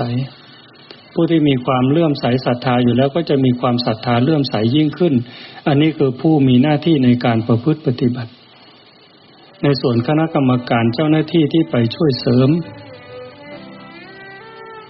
เป็นโรงน้ำปานะดูแลเวลาพักเบรกต่างๆจนกระทั่งทำกับข้าวปูเสื่อปูอาสนะติดต่อประสานงานสถานที่ก็ต้องขอบคุณไปถึงวัดวาอารามที่เราพักในแต่ละจุดเพราะตามเรื่องราวของบ้านเมืองทั้งฝ่ายอาณาจักรศาสนาจักรในเวลาปัจจุบันนี้เราจะไปพักที่ใดต้องมีหนังสือไปแจ้งผู้ปกครองทั้งเจ้าอาวาสวัดด้วยแล้วก็กำนันผู้ใหญ่บ้านในแต่ละพื้นที่ด้วยกฎหมายออกมาอย่างนั้นแต่ว่าเราไปแบบไม่ต้องขอเราจะย้อนไปให้มันเป็นเหมือนระบบพี่ระบบน้องไปด้วยความรักความคิดถึงไปเยี่ยมไปเยือนด้วยน้ำใจอันงดงามคิดว่าถ้าไม่ให้พักเราก็ไปวัดใหม่ไม่มีที่พักก็พักกลางทุ่งกลางสวนยางไปคิดอย่างนั้นแต่ทุกวัดที่เราไปท่านก็ต้อนรับด้วยความอิ่มเอิบทั้งชาวบ้านทั้งคณะสงฆ์ออกมาอุปถัมภ์ดูแลอย่างดีนี่ก็ทำให้เราได้เห็นว่าผู้ที่ใฝ่บุญใฝ่กุศลปรารถนาคุณงามความดีหวังความสงบร่มเย็นให้เกิดขึ้นกับตนเองกับชุมชนแล้วก็เป็นมรดกตกทอดไปถึงรุ่นลูกรุ่นหลานเนี่ยมีกันอยู่ทั่วไปมันเป็นเรื่องที่น่ายินดีว่าศีลธรรมยังมีคุณมีค่ามีอยู่ในใจของพี่น้องเหล่าพุทธบริษัทเป็นเหมือนกับการไปตรวจสอบไปเช็คจิตใจของผู้คนในตัวจึงอยากถือโอกาสนี้แจ้งไปถึงพี่น้องที่ติดตามรับชมรับฟังอยู่ในเวลานี้ว่า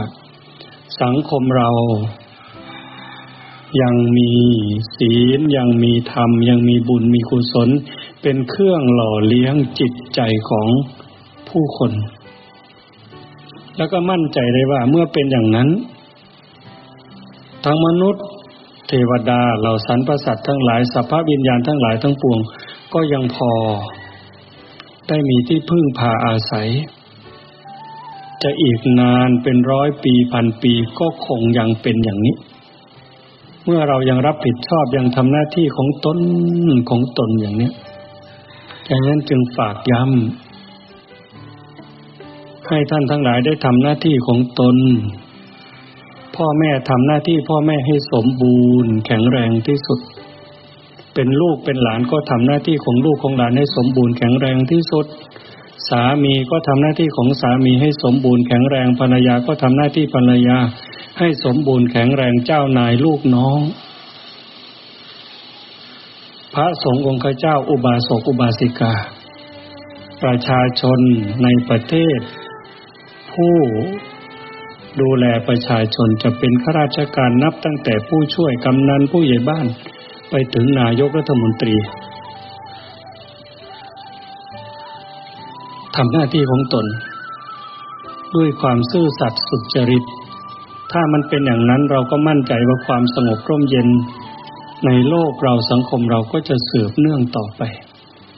แต่ถ้าเวลาใดเราเหินห่างจากการทำหน้าที่ไม่ใส่ใจในหน้าที่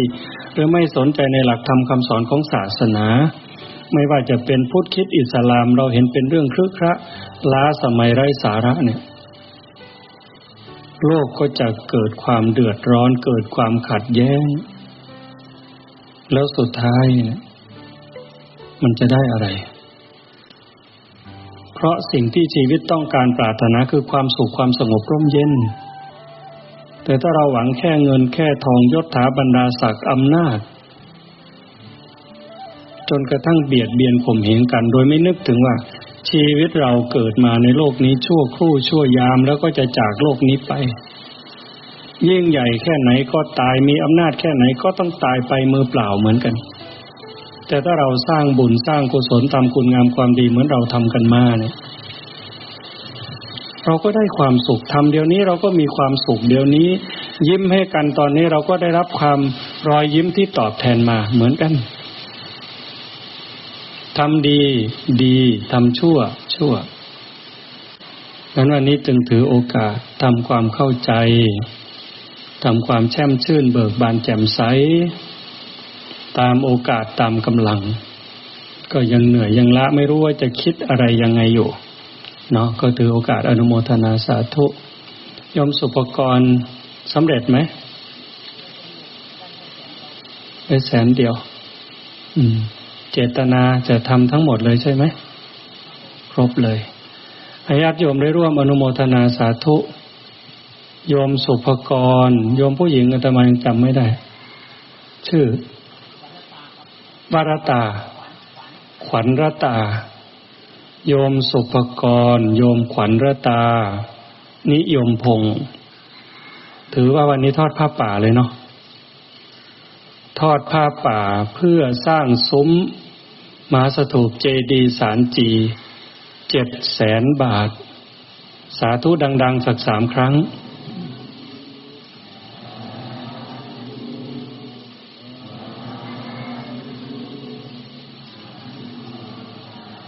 สาธุโยมได้ปวารณาไว้วันที่เราจะแห่พระบรมสารีริกธาตุแห่ผ้าแห่พระไตรปิฎกแห่หนังสือชุดธรรมโคตรจากโบสถ์ไปที่ภูเขาโยมสุภกรไปกระซิบอาตมาว่าจะขอเป็นเจ้าภาพซุ้มประตูศาลจีน1 ซุ้ม 700,000 บาทแล้วโยมก็จะโอนตั้งแต่เดินทางนั่นแหละอาตมาว่ารอวันนี้วันที่เรามาร่วมกันแล้วก็ถือเฉลิมฉลองมันลงตัวทั้งหมดอยู่เด้วันนี้เป็นวันเริ่มต้นวันขึ้น1 ค่ำเดือน 4แล้ววันที่เราจะไปร่วมกันได้ไปกราบพระบรมสารีริกธาตุให้มันเป็นเรื่องราวดีๆทั้งหมดนะตอนนี้ซุ้มประตู4 ซุ้มก็มีเจ้าภาพหมดแล้วแต่ว่าอาตมาก็สร้างขึ้นมาอีก1 ซุ้มก็จะเป็น5 ซุ้มญาติโยมใครจะเป็นเจ้าภาพได้ยินอยู่ทางบ้านก็คิดว่าคงจะมีอยู่หรอกเนาะเป็นเจ้าภาพเป็นตระกูลเนี่ยก็ได้หลายคนยังไม่รู้ออกไปเมื่อเช้าเนี่ยขณะที่ออกไปคุณยายอนงนารีก็โทรมาจากบ้านเขินว่าอยากถวายไม้ประดู่อยู่ประมาณ2 ต้นให้หลวงพ่อวิสุทธิ์มาดูก่อนก็ได้พอออกไปช่างก็บอกว่าทางแผ่นปูนของสส.โต้งก็ว่าอยากเอาปูนมาทำบุญด้วยก็จะราคาถูกลงไปอีกทั้งเคนทั้งอะไรแต่มาก็ยังไม่ได้บอกเพราะคิดว่ามันอยากให้ปูนมันเวลาสั้นๆมันจะได้คุณภาพสูงแต่เขาก็มาติดต่อกับทีมช่างก็คงต้องคุยกันอีกทีหนึ่ง อันนี้คือเป็นเรื่องราวที่ดีๆในโอกาสนี้ก่อนที่จะรับพรนะก็คงจะถวายปัจจัยพระคุณเจ้าที่ร่วมจาริกช่วยกันคือปัจจัยที่ร่วมถวายเนี่ยก็คือปัจจัยทางวัดให้เข้าใจอย่างนั้นปัจจัยทางวัดที่มีก่อนมาเก็บไว้ขอกองกลางจากทางคณะกรรมการถวายพระคุณเจ้าเพราะปัจจัยในระหว่างทางในเรามันจะจำกันได้ไหมนี่ผู้ใหญ่บ้านมันจะเป็นเหมือนก่อนในประวัติศาสตร์ซ้ำรอยเด้มาไม่ต้องเยอะหรอกไม่ต้องเยอะมากน้อยๆคนก็ได้แล้วมันจะไปงงกันถวายพระคุณเจ้านะครับรูปละ500 บาท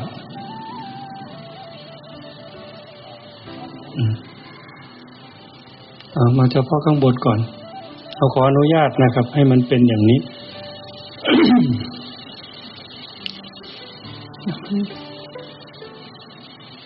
เดี๋ยวครูประยุทธ์ผู้ที่ได้ช่วยพูดช่วยจาเพื่อทำความเข้าใจ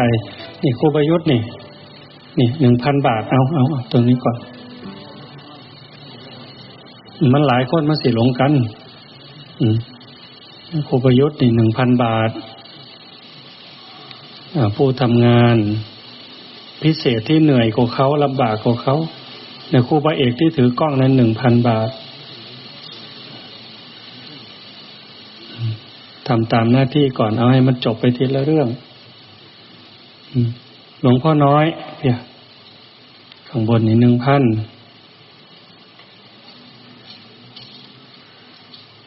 ปูซอยเบาซอยจาซอยขิดซอยอ่านแต่ว่าเราทำบุญมานำทางทำบุญน้ำเล็กน้อยหมดประมาณ10,000นั่นละ2อันนี้ถวายครูบาโอ๊ตใส่แว่นนี่เทศมือขึ้นในกันเทศ1,000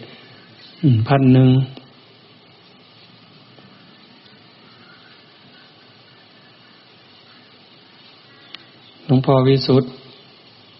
2,000ของคุณย่าต้องม่วนถวายไว้ก่อนนั่น 1,000เป็น 3,000หลวงพ่อวิสุทธิ์ได้มาบ่นี่อันนี้ขอมาหลวงพ่อจิตก็ถวายทอกันกับหลวงพ่อวิสุทธิ์แต่ว่าให้ก่อนไปแล้ว 1,000หักออก 1,000ก็เหลือ2บัดนี้ พอได้เติมน้ำมันบ่แม่นหยังดอก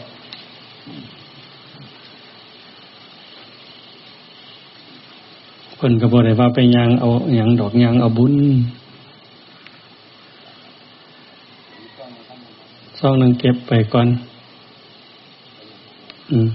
อันนั้นนี่500ถวายหมด500เอาพยาบาทลงไปพุ่นไปถวายแม่ซี่พุ่นจังว่ามาปนกัน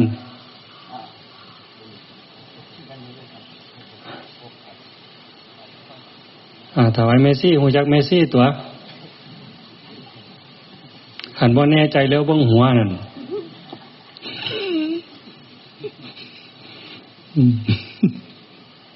ขันบ่โกนหัวเขาเอิ้นแม่ขาวแม่พามถ้าโกนหัวนะเขาเอิ้นแม่ซี่แม่ขาวแม่ซี่ผู้ร่วมเดินทางยกมือไปนี่มอบผู้ละ500คือกัน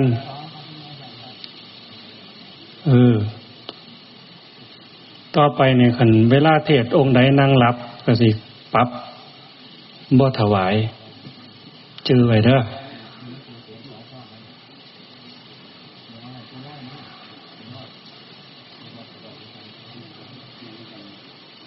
คือกันหมดแม่ขาวนำเด้อเอาไว้ให้เจ้าทำบุญซื่อๆเนี่ยล่ะข้อยสิเก็บเพิ่นข้าวเดียวเนี่ยล่ะมึงส่งต่อไปอินเดียรวมต้นนานบอกพอท่านสุดคว่ำหลวงพ่อหน่อยเพื่อถวายมาแล้วตอดป่าอินเดียเฮ็ดจังได๋น้อสิฮู้ทราบผู้ใดฮู้จักยอดปัจจัยที่พี่น้องถวายทำบุญมานำทางนี่ครูพูนบ่ได้แจ้งไว้ว่าสิถามเรื่องนี้ล่ะ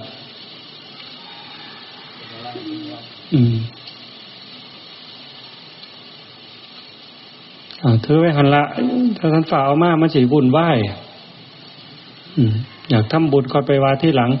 แม่ขาวแม่ชีที่ไปร่วมเดินทางยกมือไว้เขาจะได้รู้ว่าเป็นใคร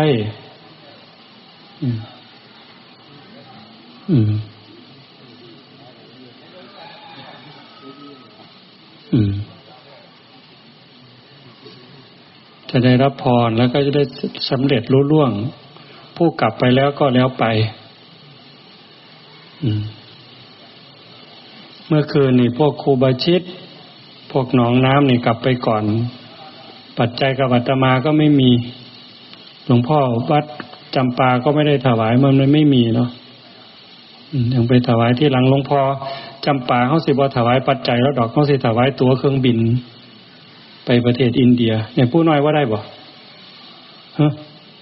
บ่ได้ค่าอย่างนี้ผู้ผายหลวงพ่อไพรัตน์นี่เด้เขาถวายเราบ่ผู้สารเขาถวายผู้เดินทางผู้อยู่วัดคือได้ค่าฝาวัดบ่ครับว่าซั่นว่า